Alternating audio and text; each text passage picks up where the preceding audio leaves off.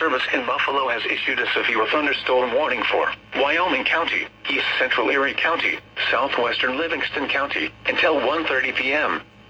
At 12:36 p.m., a severe thunderstorm was located near Variasburg, or 10 miles east of East Aurora, moving east at 30 miles per hour. Hazard, 60 miles per hour wind gusts and quarter-size hail.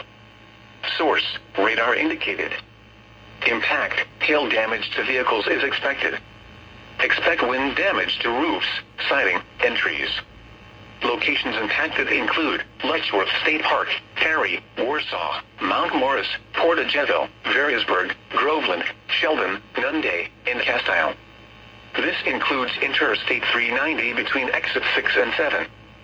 For your protection, move to an interior room on the lowest floor of a building.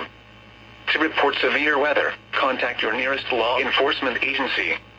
They will send your report to the National Weather Service office in Buffalo.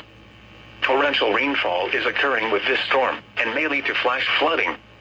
Do not drive your vehicle through flooded roadways.